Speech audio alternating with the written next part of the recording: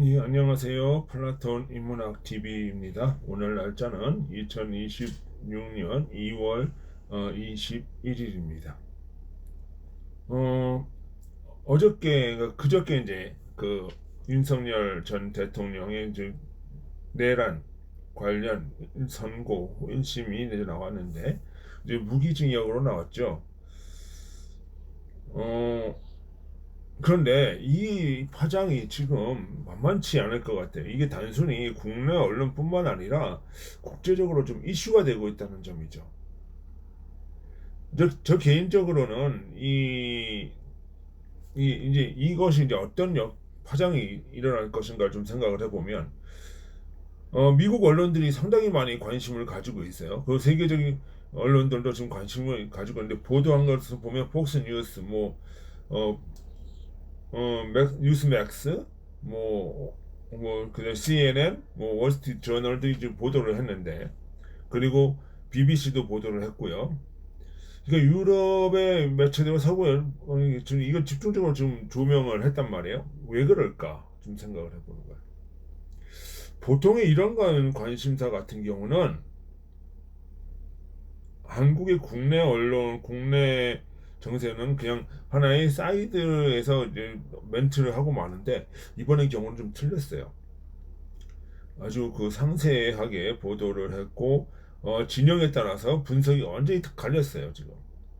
그 CNN 같은 경우는 뭐 민주주의의 회복이다, 뭐 내란이 종집을 찍었다, 뭐 이런 식으로 얘기를 하고, 그 폭스뉴스 같은 경우는 이 판결의 지금 문제성을 지적을 하면서 이 이것이 이제 그 뒤집어질 가능성도 있다, 뭐 이런 식으로 지금 보도를 했단 말이에요. 그럼 왜 그렇게 갈릴까? 자, 이것이 지금 트럼프 세계 질서를 재구성하고 있는 트럼프의 군대 동원과 상당히 유사한 구조를 가지고 있다는 것이죠.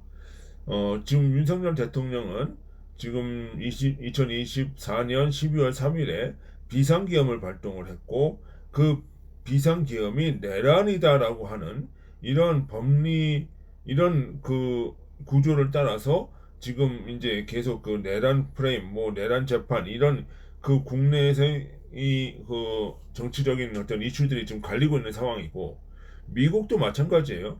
지금 2025년서부터 뭐 불법 체류자를 단속한다는, 마약 단속 뭐 이런 것들을 좀 이유로 해서 트럼프 대통령도 지금 군을 지금 투입을 하고 있다는 거예요. 그러니까 이런 점에서 좀 다 있다는 거예요. 근데 미국은 뭐예요? 대통령의 고유 권한이라는 것을 강조하면서 지금 트럼프 대통령이 불법 체류자든가 이런 것들을 계속 지금 언급을 하고 있죠. 그런데 이 한국에서 동원이 이제 위법이다라고 이렇게 판결이 나와버리면, 나오면은 이것에 대해서 미국의 좌파 언론 CNN과 뉴욕타임스나 이런 언론들이 트럼프를 공격할 수 있는 빌미가 되어준다는 거죠. 그러면서 이 트럼프의 진영도 지금 마가 진영 언론도 이제 폭스뉴스나 이런 것들을 맞대응하고 있는 그런 구조에 따른 거예요. 대한민국 헌법 제77조에 따르면 대통령은 비상 상황에서 계엄을 선포하고 군을 투입한 권한을 가지고 있다. 가지고 있죠. 그래서 윤 대통령과 지지자들은 이제 이 선언을 근거로 해서 이제 계엄은 내란이 아니다. 이렇게 이야기를 하고 있고, 그 대통령의 고유 권한이다라고 얘기를 하는 거죠. 음? 합법적 계엄이다라고 하는 거죠. 그러니까 좀 대통령은 이제 그 계엄은 대통령의 필수 권한이고, 이를 행사로 해서 내란이 되는 것은 아니다라는 것이죠. 그럼 이제 그럼 미국은 어떤 거냐면, 2025년서부터 미국 트럼프 대통령은 국내외 정치적 혼란 상황에 군을 투입했어요. 그 미국의 주류 세력, CNN, 뉴욕타임스, 워싱턴 포스트 등은 민주주의와 군의 중립성이라는 프레임에서 이런 비판을 계속 하고 있는 거예요. 음? 그래서 이제 군 투입 자체가 민주주의 침해라고 하는 담론을 형성을 하고 있죠. 그러니까 한국의 판결이 민주적 절차에 의한 프레임으로 보도될 경우 어, 트럼프의 군 투입과 이제 연결돼서 국제적 비교 논리가 이제 형성이 되는 거죠. 그러니까 단순히 이 사건을 둘러싼 논쟁은 단순히 법 제도를 넘어서 국제 정치의 담론을 충돌로 이어질 가능성이 있어요.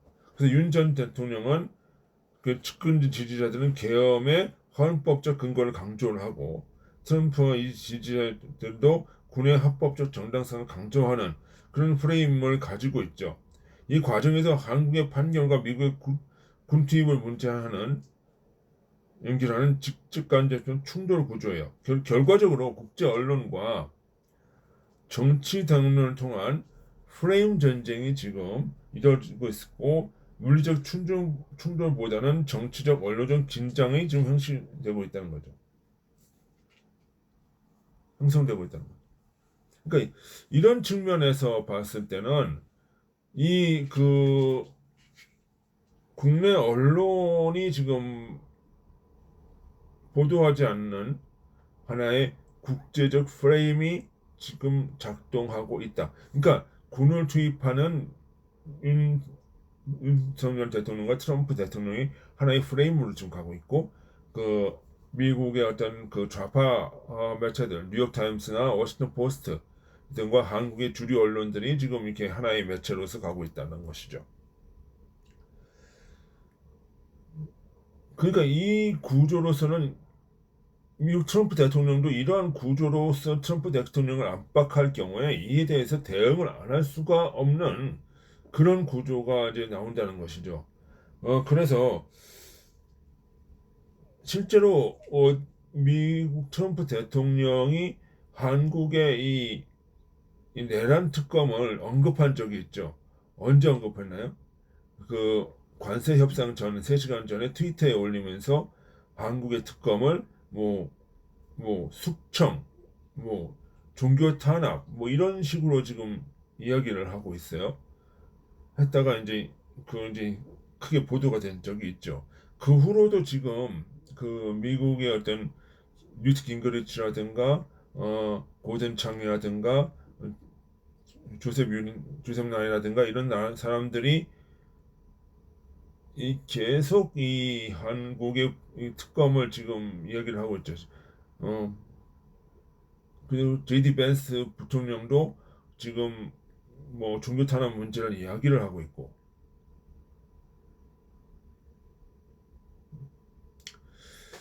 이런 그 사람들이 이제 이렇게 나누어지면서 지금 이것은 하나의 국제적인 프레임으로 지금 가고 있다. 저는 이 과정 속에서 이 트럼프 대통령이 한국의 이런 그 내란 특검 문제, 내란 재판 문제에 개입할 가능성이 굉장히 크다라고 생각을 합니다. 왜? 그것이 자기와 직접 닿아있기 때문에 하는 것이죠. 그러니까 이것이 단순한 내정 문제라고만 볼 수가 없어요.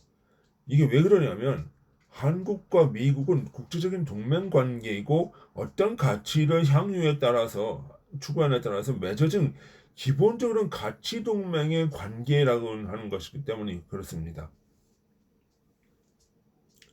왜 그러냐면 가치 동맹, 즉 민주주의로 가고자 하는 동맹이라는 것이죠.